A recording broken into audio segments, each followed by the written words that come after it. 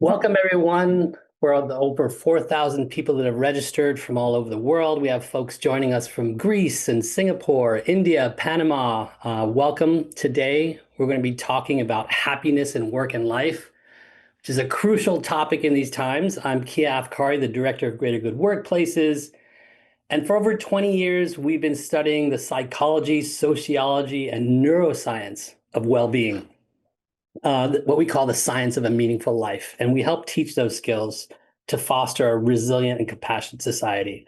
So you're in the right place. Roughly 1 million people per month come to the Greater Good for articles, for podcasts, for courses, workshops, and consulting. And I'm here today with the one and only Arthur Brooks. And I'm sure many of you know Arthur. Arthur seems like a really cool guy. And he's also a professor at the Harvard Kennedy School at the Harvard Business School, where he teaches courses on leadership and happiness. He's a columnist at The Atlantic, where he writes the popular How to Build a Life column. Brooks is a #1 best-selling author of 15 books. Arthur, that's very prolific. 15 books, including Build the Life You Want in 2023, co-authored with Oprah Winfrey. And From Strength to Strength, Finding Success, Happiness, and Deep Purpose in the second half of life. And he's got a new book out, which we're going to be talking about today. So welcome, Arthur. How's your day going? It's great, Kia. How's your day going? All is well. I think it's really fun to be connected, and maybe we'll take you surfing someday soon. I love that. Every day is a great day in Berkeley, California, right? That's right. That's right. So, Arthur, if you're game, I'd like to start with a short practice that we have on our website. It's called Greater Good in Action. It's about taking the science of happiness and using practices in a daily way. And so this one is a research-backed practice from Aaron and Melanat's research. And it's called 36 Questions to Improve Closeness that are basically guaranteed to increase closeness. I know it well. So let me ask you, what would constitute a perfect day for you? A perfect day for me is one where I dedicate myself to 4 things: my faith and spirituality, my family, my deep friendships, and teaching and touching other people through my meaningful work. It's love in 4 dimensions is my perfect day. Now, some days that's on the road, some days that's at home, some days that's a weekend. Some days, beautiful Tuesdays like today, it's in the office and at my university. But it's those 4 things: love of the divine, love of my family, love of my friends, and the way that I can express love to the whole world through the way that I earn my daily bread. I love that. This idea that love is deeply tied to happiness and loving the things that are in your life. That's great, Arthur. So I want to start with an excerpt from your book, The Happiness Files, which I read a few weeks ago. Love it. It's got some fantastic tools and tips that I'm already starting to use in my own life. And you talk about treating our lives the way a great entrepreneur would treat a startup.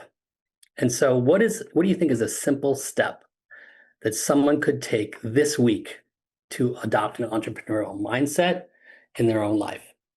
The big question is, am I accumulating the fortune of my life, or am I accumulating the fortune of the world? Is to ask yourself this. Now, the world lies. No, it's not the world. It's Mother Nature lies. The most mind-blowing thing about the science of happiness that you and I know that people need to learn is that Mother Nature doesn't care if you're happy. She really wants you to pass on your genes and survive another day. And so the big lie that Mother Nature teaches each of us is if we accumulate the world's rewards, then happiness comes for free.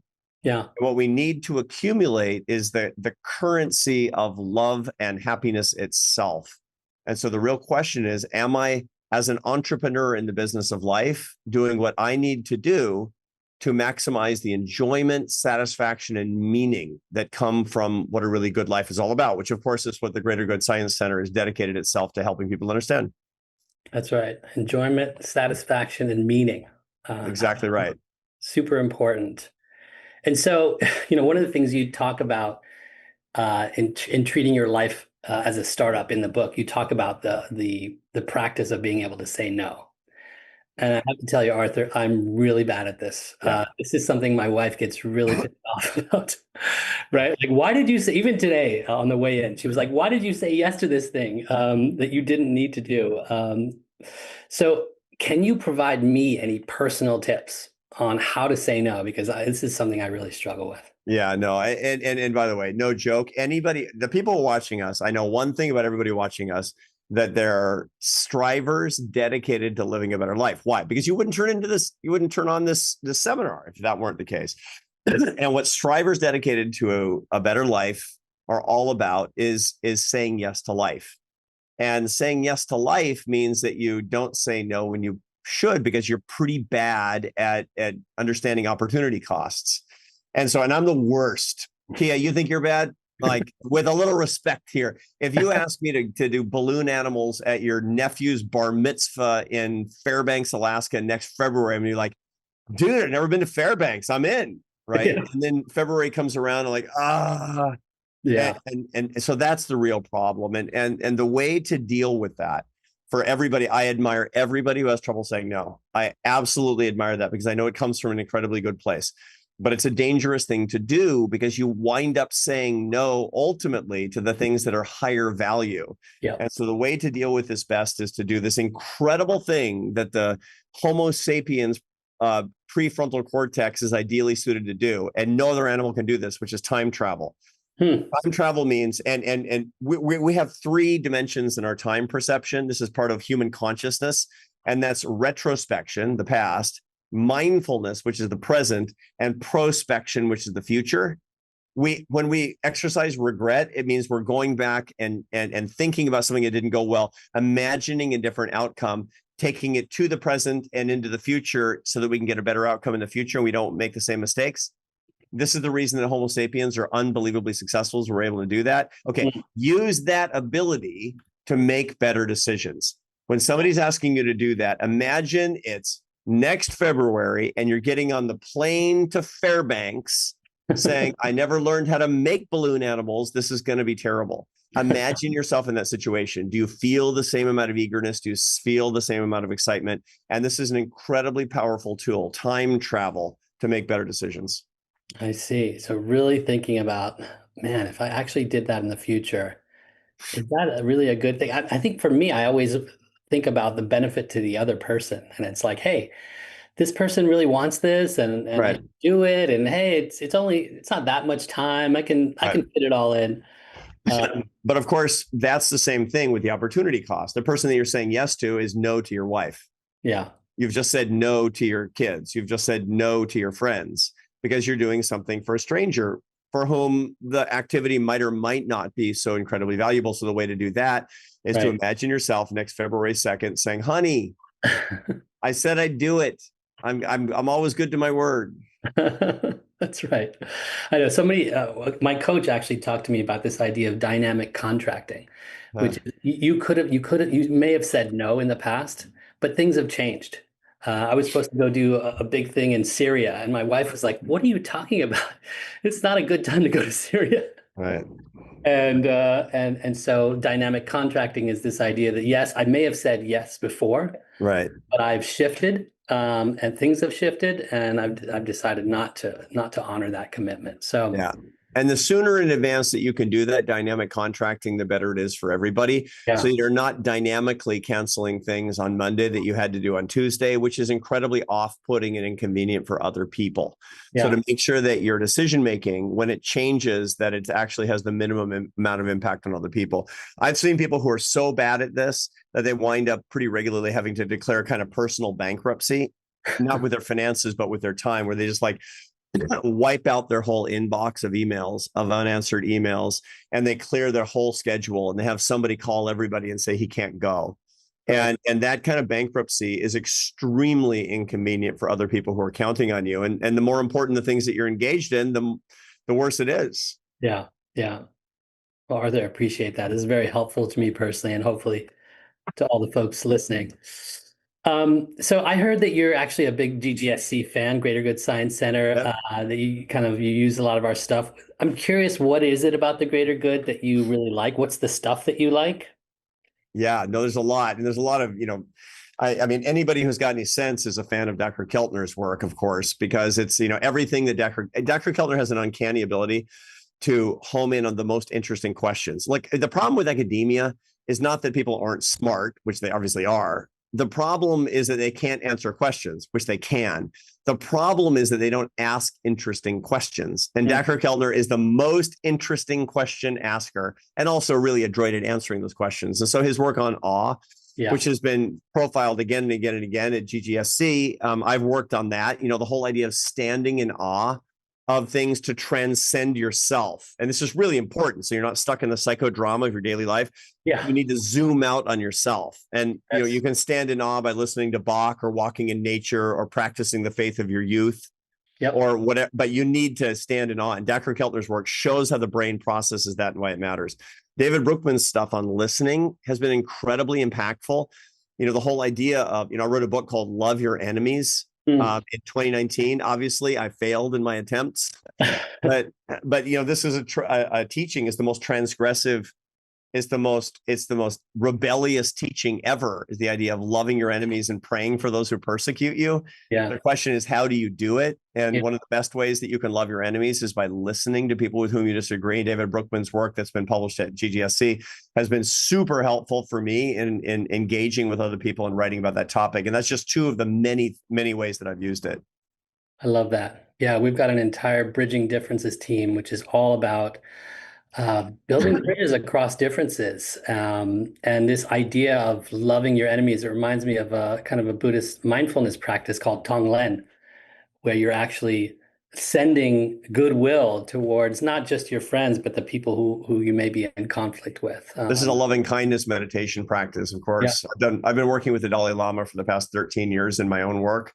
And we've written quite a lot and done documentary filmmaking together. And he's helped me with this a great deal as well. And it's interesting because I asked him how he practices, Tibetan loving kindness meditation. He said he starts each day by praying for the Chinese authorities. And I said, what, that they'll give you back your homeland? He said, no, I pray that they'll have a happy life and healthy families and that they'll love each other. And, it's a very beautiful thing that when you can wish the best on other people. That's, by the way, nothing is more transgressive than that in today's world. You want to stand up to the man, like they used to say in Berkeley in 68. That's how you stand up to the man, by loving your enemies. Yeah, no, I love that. I love that. And I like what you said earlier, but I feel like a lot of the issues that get in the way of our happiness is overly focusing on yourself. Yeah. Me, my problems, my worries, my concerns. And Emiliana, my boss here, who's a neuroscientist, talks about like quick way to happiness is just to start to help others. Take the focus off yourself. Yeah, no, that's right. I mean, William James, he put it really aptly. He talked about the I self and the me self.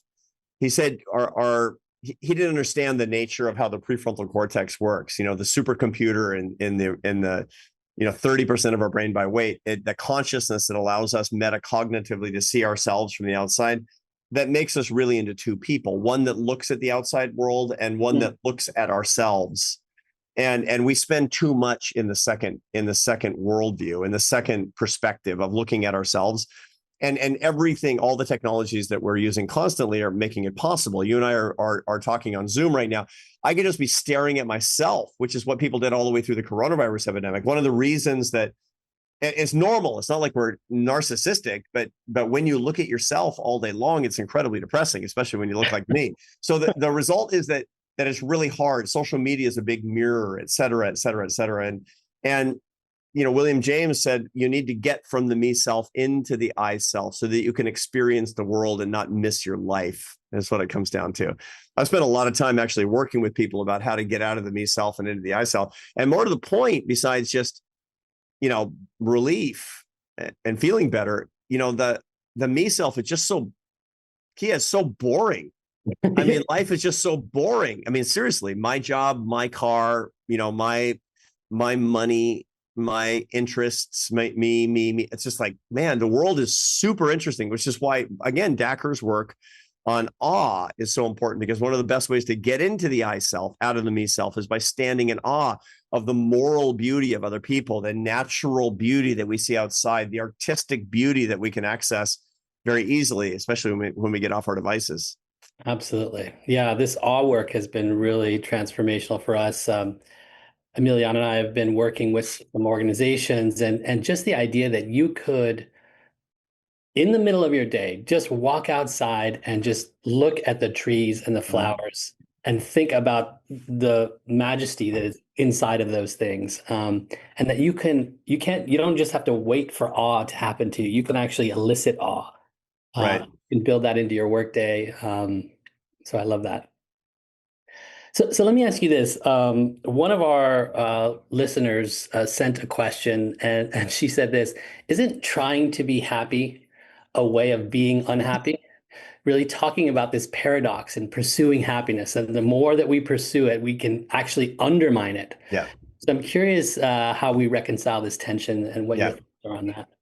Yeah, that's true. And it's interesting because it is true when we misunderstand what happiness is, which virtually everybody does. Most people, when I ask them to define happiness, they say, which I do on the first day of my class at HBS, by the way, I cold call students, which they just hate. And I say, okay, define happiness. I mean, you gave away all your elective points to get into the happiness science class. What? And they always say the same thing. Well, I can't quite define it, but I know it when I feel it. And what almost everybody gets wrong is thinking that happiness is a feeling. And Hmm. if happiness has feelings associated with it, much like the smell of your turkey is associated with your Thanksgiving dinner. But the smell of the turkey isn't dinner.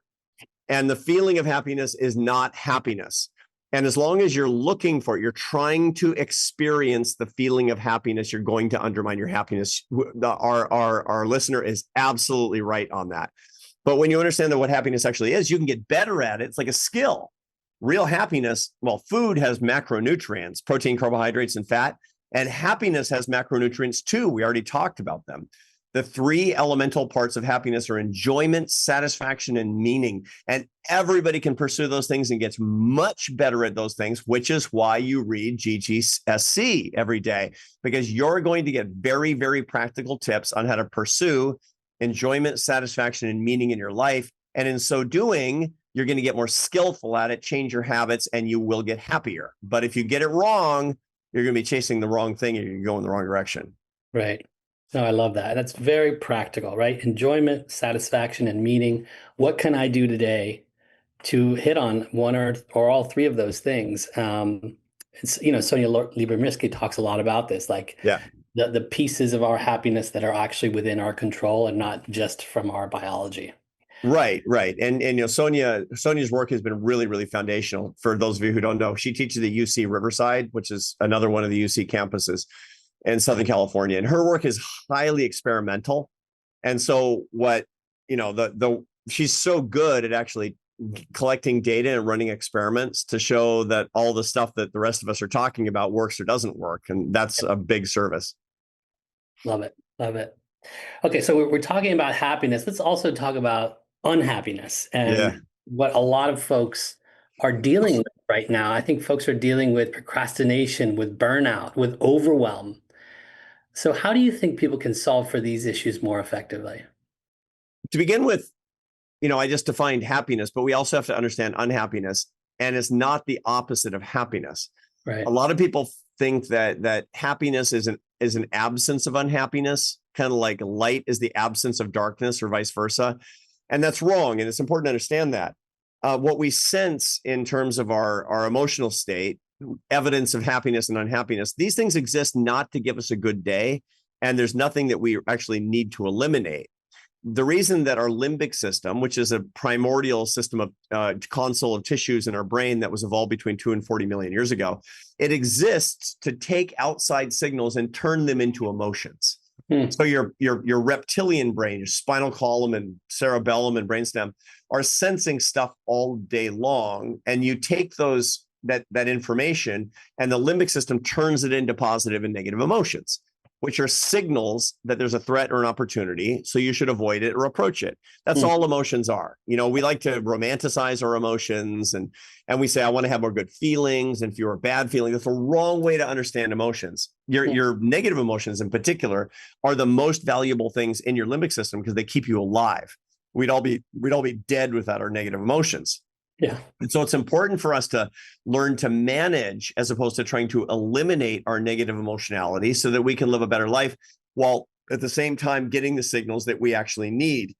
And in so doing, we become a lot more comfortable with ourselves. The number one skill in becoming a more comfortable human being is becoming more comfortable with negative emotions. Mm. Understanding and using and growing and learning from negative emotions, as opposed to this crazy idea that so many people have today that they need to eliminate their pain. I understand managing your pain. I understand when pain is dysregulated. I understand how the limbic system works, man. But eliminating your pain is a very dangerous thing to do. That, by the way, it also doesn't work. And Mm. that's one of the reasons that this eliminationist philosophy, where at colleges and universities and all over the world, where people say, if you're feeling sad and anxious, it's evidence that something's wrong with you. No, no, no. It's evidence that you're alive and on planet Earth. Congratulations. Right. What you need to do is to figure out what these emotions are all about and learn to manage them, and then learn to appreciate them and put them in their proper perspective. That's the beginning of living a better life. Absolutely. Absolutely. You talked about being comfortable with negative emotions. One of my favorite books by Pema Chodron is Comfortable with Uncertainty. Yeah. Right. Because I think that's one of those seems primordial things. No, none of us like uncertainty, right? That's why we're constantly looking for threat. So I'm just curious, in your life, you're running around the world, you're doing all kinds of stuff. You say you're traveling many, many weeks out of the year. You've got a ton of things on your plate. And I think a lot of us feel that way, that we have a ton of things on our plate. How do you manage all of these things and not feel a sense of overwhelm? Curious what you think about that. So I don't always succeed, Kia. As we mentioned before, I'm pretty bad at saying no, and I'm pretty good at saying yes. So the result is that I've often taken on more than I should, and that's resulted in some mistakes that I've made along the way. Hopefully I learned. I'm 61 years old at this point, and I think I'm better at this than I have been in the past. But when you have a lot of opportunity, you do say yes to a lot of things, and there is a tendency to feel kind of overwhelmed. Now, that said, I have very, very serious protocols around how I use my time. I have morning protocols that I've written about lately. For those who are interested, I have a podcast called Office Hours. And that podcast runs every Monday morning. And next Monday, I'll outline morning protocols that maximize well-being. And this is scientifically understood to maximize well-being, and that put fences around the way you use your time so that your brain chemistry is optimized so you can do your work, and you can do your work in a satisfying, fulfilling, calm way. Yeah. So for me, and this has taken a long time to actually, I wouldn't have been able to do this when I was 25, because when I was 25, I was making my living as a professional French horn player. I was not a behavioral scientist in those days, and very, very far from it. But for example, I know perfectly that if I get up at 4:30 in the morning, which is my waking time, and I spend an hour in the gym, 4:45 to 5:45, this is very, very good for the management of my high level of negative affect. I'm a very high negative affect person, also a very high positive affect person. I'm in the quadrant that's above average happiness and above average unhappiness, which puts me in the mad scientist quadrant, which kind of fits.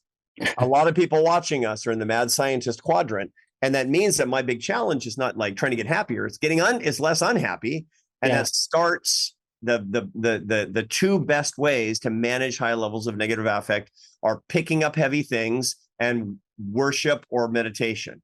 Yeah. The worst ways to manage negative affect are euphoric substances, which are all neurotoxic. I'm not saying they're bad. I'm saying they're neurotoxic, but they have like really substantial side effects. And workaholism or excessive internet use. Yeah. In other words, addictive behaviors are negative affect management typically. So I start off with the healthiest, and then I go to the other healthiest, which is when I finish working out. I'm a Catholic, and I'm a daily communicant, meaning I go to mass every day, and I do that right after I work out every day. And it's really, really important to me. For those who are not religious at all, meditation works really well for that slot.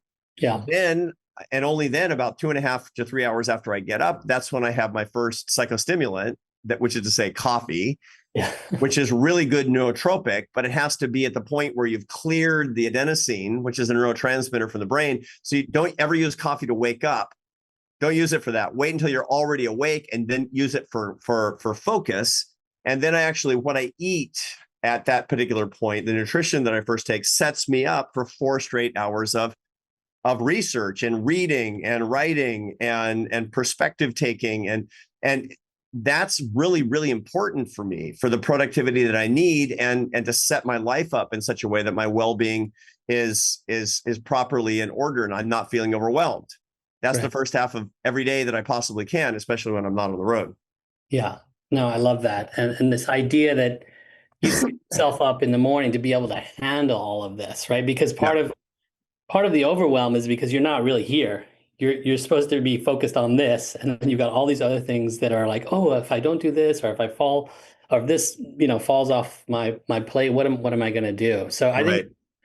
really important. I had this crazy job where I was trying to change the culture of all of UC Berkeley, and it got me so stressed out Yeah. that I developed my daily mindfulness practice, and I can't imagine not doing it. Like we Yeah. take so much care of our bodies, right? Right. We buy shampoo for our hair, we get clothes for our bodies, we get toothpaste. Everything is about our bodies. Yeah.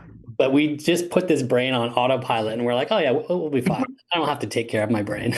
Right. No, it's a big mistake. And the truth is that all these systems are connected. And the more that you have protocols and disciplines that make it possible for you to live your best life, the better off you're going to be. Yeah, And again, it makes it, I look like some sort of super disciplined freak as to the way, but this is just self-defense. I want to be able to do a lot. I have a goal of personally, I don't know how many years left I've got in my career, 10, 15, I don't know, but I want to introduce 1 billion people to the science of happiness. And so yeah, there's no time, man. There's no time for me to waste. And I have to be really efficient about it while not burning out and hating my life. yeah. So I set it up in a very disciplined way so that I can march through the maximum amount of joyful work that's available. Love it. Well, we're going to join you on that mission, Arthur. 'Cause, I'm the director of Greater Good Workplaces here, and so my job is to bring the science of happiness, of kindness, and well-being to workplaces all over the world. Right. And as you and I know, most of the time work sucks, right? It's not good. It could be a lot better than it is. So I'm curious from your point of view, why do you think so many workplaces suck? Well, I mean, part of the reason is because work, productive endeavor is not set up to be pleasant on its face. I mean, if you go to Disney World, it's curated so that every moment is pleasant. Your workplace is not curated in that way because that's actually not the purpose of it. And Yeah, it's important for us to keep that in mind, that life is not set up so that it will be pleasant. On the contrary, life is set up so you'll be able to do productive things so that you'll be able to be fully alive and functional. And the unpleasurable things are a natural part of the experience. That's the way that it works. And you need to accept that.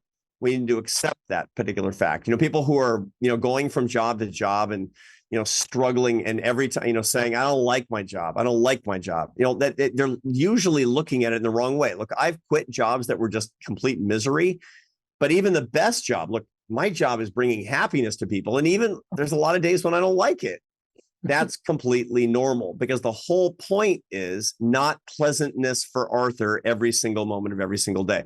The point is creating value with my life, value in the lives of other people, and serving humanity. And that means there are aversive experiences and there's stress and there's a sense of being burned out and there's a lot of jet lag and there's, like rough nights and rough days and tough conversations. And that's just a cost of doing business. So I can do overall something that's really valuable. And by the way, when I wasn't doing this, I was putting food on the table for my family. And that is an incredible privilege. I'm willing to put up with a lot to do that. And that's an important thing to keep in mind, that I take the good with the bad because that's life. But net, I'm able to create a whole lot of value for others. And I'm actually able to support myself. And I'm a good citizen. And that's just an incredible privilege. right. This goes to the aspect of happiness that is about finding meaning. Yeah. That's what I'm hearing in what you're saying. Absolutely. That's a book that I'm writing right now. It's coming out in April called The Meaning of Your Life, Finding Deep Purpose in an Age of Emptiness, that talks about the meaning crisis, which is actually lies behind the increases in depression and anxiety for people under 30. the number one predictor of being depressed and anxious is saying, I don't know the meaning of my life. I've got the Yeah. data that shows that. And there's a lot of research that helps us understand why the brain is doing this to us, what's going on in the modern world. Yeah. Super important. Sounds exciting, Arthur. We're looking forward to seeing that book. So is my editor. Another thing on your plate, Arthur. So when we think about workplaces, and this is something I've focused on for many years, I think leaders play a big role in making the Yeah. workplace not so crappy. So one of the things we're doing is we're hosting an event called Why Kind Leaders Win on October 1st. Oh, good. And we're highlighting the research of Mei Feng and Wei Li Zhe, who really looked at 3,500 CEOs, 3,500 companies, publicly traded companies, and assessed which of those CEOs was kind or pro-social. And they Right. did that in a number of ways. First, they looked at, do they give their time and money outside of their company to causes? Do they sit on a board? Do they give their money? And then they actually analyzed their earnings calls. And in their earnings calls, they looked at, do these CEOs, when the company is doing well, do they credit themselves or do they credit their team? And when the company is doing poorly, do they take the blame themselves or do they really, think about their employees? So this idea of kind leaders, what happened is when they looked at this research, and these were professors of accounting, so they really understand profitability. And they found that those kind CEOs outperform. Their companies were more profitable on a number of metrics. So I'm curious, in your view, what do you think is going on here? And what are the tangible benefits for a leader to lead with kindness? So the old expression that nice guys finish last is completely wrong. Yeah. And we know this because, again, it's in study after study, and I believe the data. I'm not just trying to eat my own cooking here. I know because I've actually seen, the best performed studies that show that people who are kind and nice, not the same thing, but related, of course, are more successful. There are a lot of unkind, not nice leaders who are successful, but in spite of their personalities, not because of their personalities. And so, and there are many, many, empirical data sets that show this. There's a financial firm, a financial research firm on Wall Street called Irrational Capital. I've had some access to their data. I'm not a paid advisor to these guys, but I'm super interested in what they're doing. And what they show is that when people are happier in the workplace, that the company just does way better in share price, just way better. And almost all of the factors of the happiness of people has to do with the nature, personality, character of the leaders is what it comes down to. Nobody wants to work for a jerk is what it comes down to. So Yep. when leaders foster an environment of friendship inside the workplace, it really matters. When leaders are trying to develop their employees and giving credit to their employees, people get happier. The company does better when they're more efficient with respect to not wasting people's time because they're just decent people. Yep. That's really a really good thing that you find that almost on all of these dimensions. It's interesting because these guys at Rational Capital, that they figured out using proprietary data across 7,500 firms, publicly traded firms, that which were in the top 20% and which were in the bottom 20%. And what they did was they started an ETF, an electronically traded fund that buys companies systematically in the top 20% and sells them when they fall out. And this ETF, it's called Happy, HAPI, great, right? Hilarious.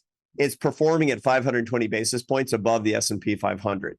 This is real market information that better leadership that leads to more happiness actually helps the bottom line. But also it helps humanity. It's the ethical thing to do. It's a good thing to do. I was a CEO for 11 years. And it's abundantly clear that your own self-discipline when it comes to how you treat people, how you treat yourself, the way that the kind of person you try to project out to the world is critically important. Now, of course, the question that people are asking is, can people become kinder? Is kindness born or is it made? And the answer, of course, is both. All of us can become kinder individuals. And as we do, our own lives will improve a lot, but so will business. Absolutely. I love that, Arthur. And I think, what's interesting to me is that for us, we make a distinction between being kind and being nice.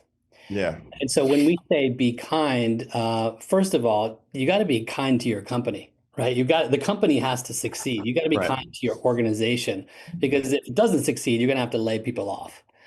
Right. So that's one aspect that you want to be kind to yourself, right? As we talked Right. about, taking care of your own well-being, and then kind to the people around you.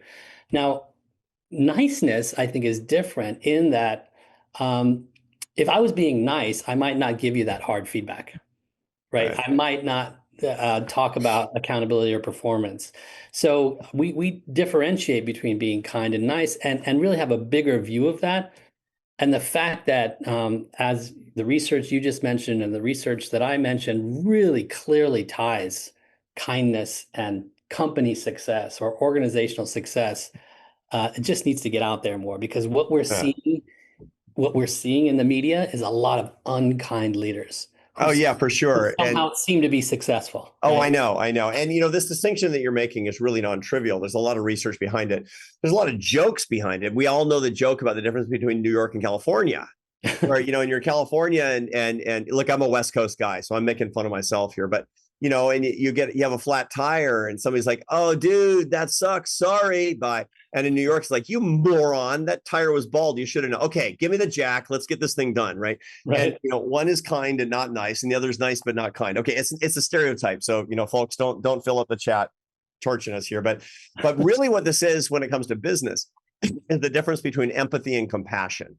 Yeah. And this really has a lot to do with Paul Bloom's work at the University of Toronto. He was at Yale for a long time, great social psychologist. And empathy is feeling somebody else's pain, which is one element. And then when that's all you've got, then you become an incredibly nice, ineffective person. The worst parents of teenagers are empathetic. The best parents of teenagers are compassionate, Right. which involves a little bit of empathy, but more importantly, it has a whole lot of effectiveness. So compassion is a four-part process, starting by, let me understand the problem here. Let me feel it enough to be able to deal with it, but not be paralyzed by it. Yep. Let me figure out what needs to be done. And then number four, let me have the courage to do it, even if the person I'm helping doesn't like it. That's compassion. Yeah. That's really what it comes down to be a compassionate leader. And the best leaders in business and the best parents and the best people are compassionate much, much more than they're empathetic. Now, this has, my background, a lot of my background is in policy economics early on in my career. I Yeah. was at the Rand Corporation for a long time. And one of the things that I saw, because I was doing a lot of work on poverty policy tends to be highly empathetic and not very compassionate. Mm. And it's a lot of the times it's expensive but kind of unhelpful because it doesn't talk about actually doing what needs to be done for people because Yeah. it's unpopular.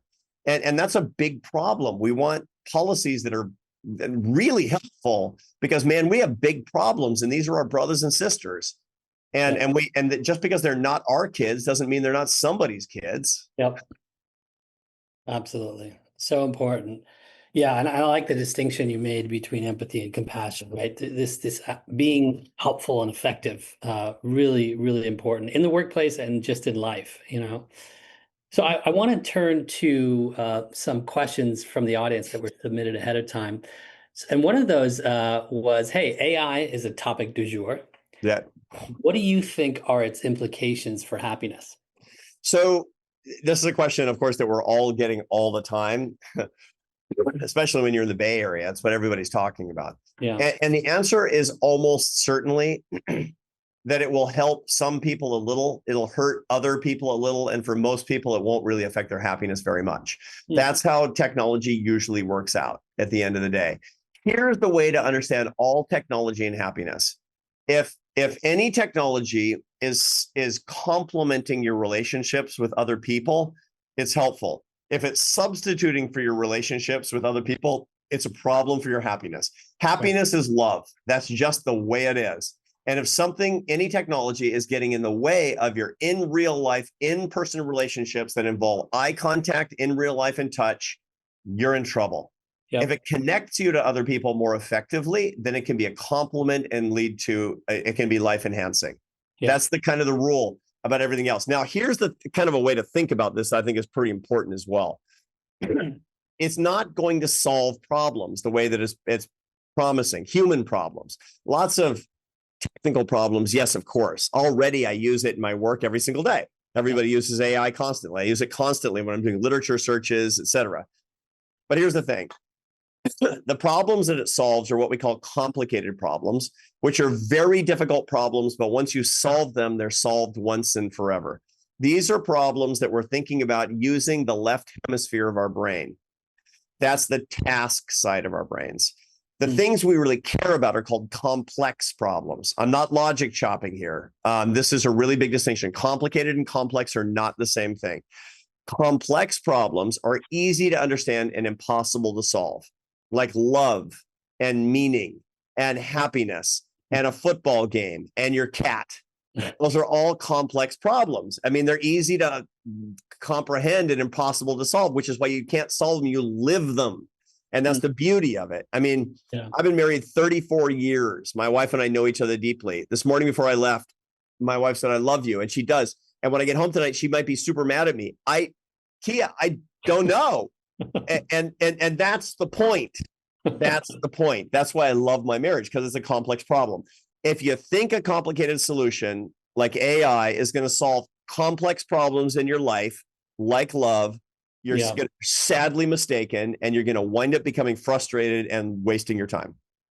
That's really fascinating. And actually, Greater Good just recently published an article about how people are using AI chatbots for romance and companionship and these kinds of things. So it points out exactly what you're talking about, that if it's trying to replace some sort of human connection, then yeah, we're in trouble. Right. Makes a ton of sense. So talking about connection, this is another question that folks submitted ahead of time. How do we foster connection in an online working community, right? We're constantly on these screens. Even we come into the office and we're still on the screens, even though we're Right. right next to each other.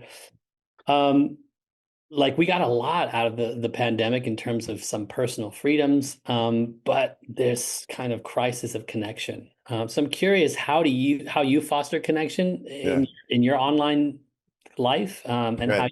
how you do it in your organization. So, the pandemic, I mean, it's the mother of invention, man. I mean, it's right now what we're doing with 4,000 people right now is because of coronavirus. I mean, we're able to do that. We wouldn't be doing this big Zoom. I'm persuaded that we wouldn't be doing it the way that we're doing it. We probably wouldn't be doing it at all. Yeah. Great, great. But this is not a substitute for human contact. Yeah. There's a lot of research on the neuropeptide oxytocin, which functions as a hormone, also known as the love molecule of human bonding, which you need if you're going to feel human, to be connected to other people. It's largely transmitted through eye contact and touch. And during the coronavirus epidemic, one of the reasons that people spent so much time, binging social media is because they were starving for oxytocin, and they weren't getting it. You get very little of it over Zoom because you don't have actual eye contact. You need in real life touch and eye contact to get sufficient amounts of oxytocin. And so the result of it is that people, it's like, why am I sleeping so crummy? I could sleep anytime I want. Why am I, craving so much highly glycemic carbohydrate? And the answer has to do with the fact that oxytocin levels are in the cellar, and you're not feeling human, and that loneliness that actually creeps in. So you make a lot of decisions, permanent decisions for your convenience. For example, I'm going to go live in Tucson near my family, but I work in Dayton by Zoom. That has really, really high costs to you. And so the result of it is, if that's the case, you got to make sure you're getting proper amounts of oxytocin. Yeah. If you live with somebody, you need to have lots and lots of eye contact. That means you got to have strict protocols with your devices. No devices in the first hour of the day. No devices in the last 2 hours before sleep. No devices during dinner. If you live with a romantic partner, every time you're talking, staring into each other's eyes, every time you're together, you better be touching, because you're just not going to get enough oxytocin otherwise as a result of this. In other words, like everything else, when the modern world changes the circumstances, we have to take our lives into our own hands and manage it appropriately. Yeah. Man, yeah, I feel like every morning we should be picking up a cup of oxytocin instead of coffee in the morning, right? Yeah. So you mentioned earlier that you were a French horn player, Yeah. professional French horn player, like playing in Barcelona and I'm just curious what you learned about yourself, what you learned about happiness, what you learned about life Yeah. through that experience. Yeah, no, I mean, classical music was my whole life from the time I was 5 years old until I left music at 31. So it was everything to me. And I sort of assumed that that's the only thing I would ever do. I left college at 19. I was at Cal Arts down in Valencia, California, and north in Los Angeles, and I went pro at 19. I mean, kind of at the urging of the school, which suffice it to say, I wasn't doing my required classes, and so they encouraged me to pursue my excellence elsewhere and like not there. And I went pro. I played chamber music. I played for a couple of years on the road with a jazz guitar player named Charlie Bird, and then I wound up in the Barcelona City Orchestra. And when I was in Barcelona, I recognized that it wasn't the only thing. It wasn't the only thing. Now, I learned kind of all the things that I use today, partly because everything in life is easy when you're not holding a French horn. But more than anything else, it's because it's the most disciplined. Being a classical musician is the most disciplined thing in the world. If you can learn how to play the French horn, you can literally learn how to do anything, pretty much, because it's a completely unnatural act. And so everything that I do now is just like when I was preparing to, for a major series, a tour of concerts. Yeah. It's the way that works out. And it's really, really, really helpful. The big difference is that I'm passionate about what I do now. I love what I do now. I still love music, but the fact is I do something that I really feel like it's my vocation. It's my calling for the first time, but I approach it with the same kind of discipline that I do as a classical musician. And that's really helpful. I love that. So finding your calling and then applying some sort of discipline to that. Uh, Right.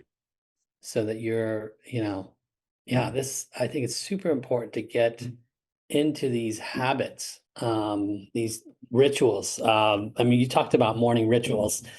Is there a weird morning ritual that you never thought you would be doing, but you actually are doing today? Yeah, getting up and picking up heavy things in a gym at 4:45 in the morning. When I was a classical musician, I was persuaded all the way through my 20s that there was no way I could get up before the sun was warm. Yeah. And that's because I had believed all this malarkey about that you're genetically a chronotype, and I was a night owl. That's not right. What I was a musician who drank too much. And the truth is that about probably 40% of your chronotype is actually genetic, but the rest is environmental. And so for me, the weirdest thing that I never would have been able to expect is that I get up really, really early in the morning and beat it up every single day. That would have been nigh on impossible, at least unimaginable. Yeah. So what morning ritual do you think would you suggest for all of our listeners and watchers today? If there's one thing that they could do to just build into their daily Yeah. ritual that you think would have the biggest kind of impact on their, Yeah, no, I actually think that is the second thing that I do, which is the worship, yeah. which is the contemplation, is to dedicate your day to love and service Mm. every single day. Set the day, set the day, set the day. And to have something that you do that says, I'm truly grateful for the beautiful things that are going to happen this day, the lovely things, the fun things, the enjoyable things. And I'm also grateful for the hard things, for the Mm. things that bother me, for the challenges I'm going to have to overcome. Bring on this day. I am truly grateful for this day, and to set that resolution and to set it in the presence of the divine, or to set this in the presence of yourself in a way that's really meaningful and contemplative, and doing that every day. I think that's a really important thing to do, so that the day doesn't manage you, but that you manage the day at its Yeah. onset.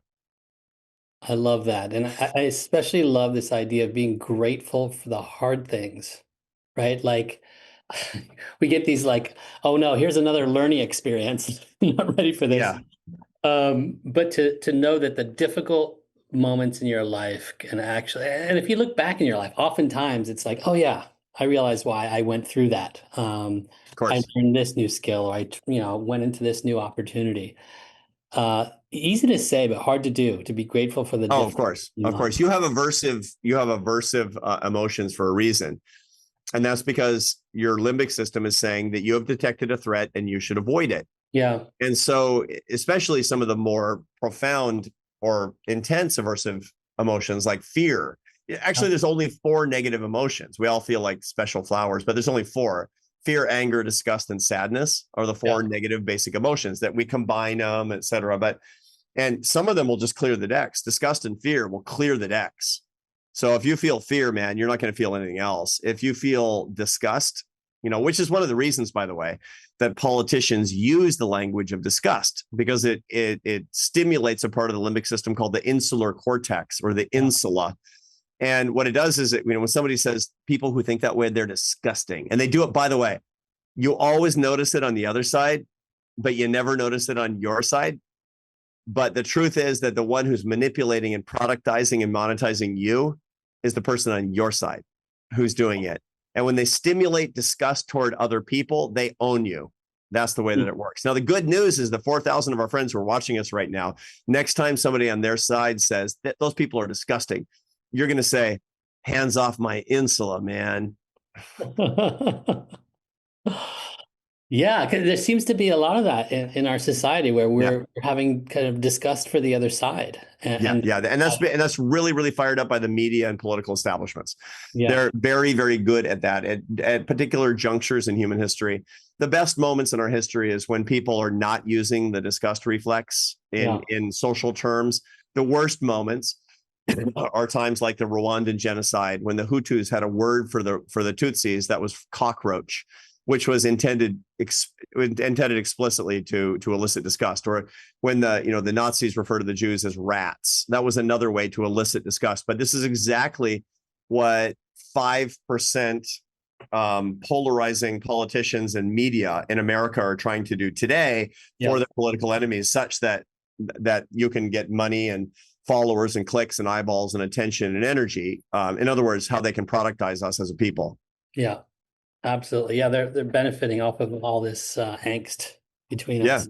And our greater good team that's focused on bridging differences is doing work across the country around bridging differences. Our own chancellor has launched this course about how to be able to disagree with people with Right. opposing views. Really important in these times.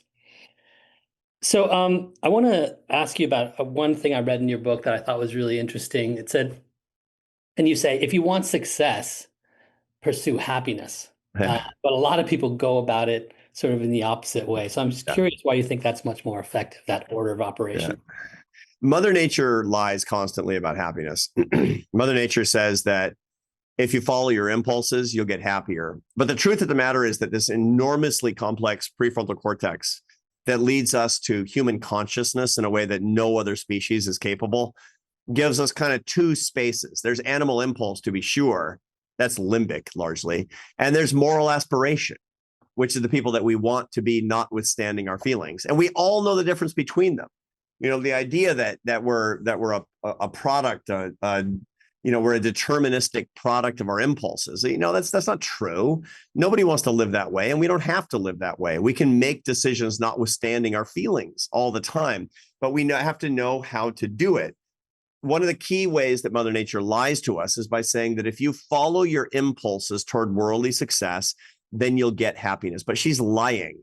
Hmm. The four, and there's four, really. There's four worldly success impulses.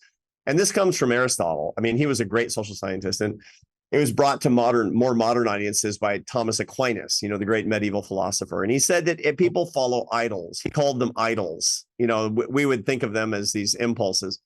And the four idols are money, power, pleasure, and fame. And those are the four, there's nothing wrong with these things. The problem is when these things become an end in of themselves, they lead to unhappiness. If you're pursuing money for the sake of money, if you're pursuing power, which is just to say influence over other people, if you're pursuing pleasure, feeling good all the time, it's going to end in tears. If you're pursuing fame, the admiration of strangers, you're going to make these incredible sacrifices with your own life that lead to deep dissatisfaction, loneliness, and misery. Or as Lady Gaga famously put it, fame is prison. And the reason that we do that is because Mother Nature is saying, do it, Kia, you want it, and then you'll be happy. But that's wrong. What Yeah. the data show is that if you pursue the sources of deep satisfaction, which are faith or philosophy, like we've talked about, contemplation, family, friendship, and work that serves others, then you'll be successful enough. Now, Yeah. I tell my MBA students at Harvard University, I say, pursue happiness and you'll be successful enough. There's one word in that sentence that freaks them out. What do you think it is? Enough. You got it, baby. And that's because we're success addicts. We're not Yeah. wired to have enough. Enough is for losers, man. It's for slackers. We're strivers. But that's the wrong way to think, because the truth of the matter is that there will be lots of worldly success when worldly success per se is an intermediate goal to get what you really want, which is love and happiness, lifting other people up and bringing them together with your talents. Yeah. Then life is really, really fulfilling, and truly you will have enough. I love that. Yeah. This idea of going after love and happiness. And then, yeah, success generally tends to flow from that. When you're happy, you perform better, right? You Yeah, do better when sure. you're in that zone. Absolutely. Life flies by, man. Now, look, on the other hand, if you want your life to feel really, really, really long, then just go be miserable. Yeah, it sure does. So I want to talk to you about a couple of things. One is just I'm going to flash up your book here, and I'd love you to share just a couple of things from the book that you think is really helpful for folks. This book just came out recently, right, Arthur? It's Yeah, it came out in the middle of August. It's only been out for 1 month. Yeah. awesome. So could you tell us, our readers, a little bit about what they can expect to find in this book and why you wrote it? So I write a column in the Atlantic. I've been doing it for 5 years, called How to Build a Life. Some Yeah. people watching us probably read my column, and it comes out every Thursday morning. It's about 1,300 words. It's based on a simple formula. It's based on the idea that you can get happier, and the happiness will be sticky if you do three things. If you understand the science, if number two, you change your habits, and if number three, you become the teacher. By the way, that's the 3-part formula for making golf skills sticky or making mathematics sticky. You have to understand, you have to change your habits, and you have to teach others. In medical schools, if you're becoming a surgeon, they'll say, watch one, do one, teach one. That's the method. That's the methodology. It works for happiness just like anything else. That's the formula for my column every Thursday morning. Here's the science. Here's how you change your habits. Here's how you explain it to other people so that you can become the teacher. And by the way, when you're a happiness teacher, everybody wants you for dinner. Everybody wants, it's like, this is the best way to become popular is by studying happiness. Okay. I looked with the editors that put this together, the 33 columns that people found most impactful over the past 5 years about life and work. And we put them together in one volume, 33 essays. And so it's a kind of book that you can read each night for a month. Read one before you go to bed, read one to your beloved before you hit the sack. You're putting your phone away and you're opening the book and read it, and then discuss a little bit about, what your resolutions are tomorrow to live out some of these ideas that are based in science. And I wrote it as kind of an offering to people to do something like that. And, it's gratifying to see that, people are doing just that. I love it. I love the idea that you can use the book for connection, with your spouse, your partner, your kids. Let's read it and talk to each other about it. That's the idea. That's the idea. And if you don't like it, you can say that Brooks guy. I don't know, man. Well, I want to end with one quote, and then I want to share with you an event we're doing. But so the quote from your book that I really stuck with me is that your life is the most important management task you will ever undertake. What does that mean to you, Arthur? That means that you don't have to leave your life up to chance. There are lots and lots of uncertainties in life, to be sure, just like what you were talking about. Yeah. There is lots of risk in your life. There's a lot of unknowns in your life. There's a lot of fun adventures that you're not expecting in your life, not just bad things.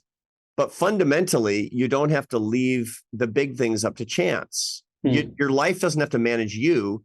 You can manage your life, but you have to know how it works. Yeah. And that's the task at hand. That's the important way that we can live from day to day.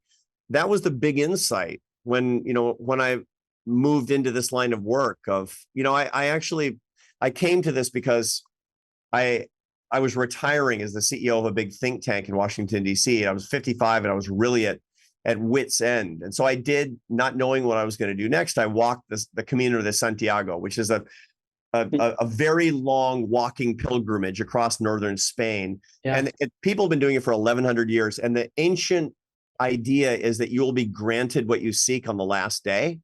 And sure enough, as I entered the medieval city of Santiago de Compostela, I was filled with this idea I was going to spend the rest of my life lifting people up and bringing them together in bonds of happiness and love, using science and ideas. And all this work is the fruit of that.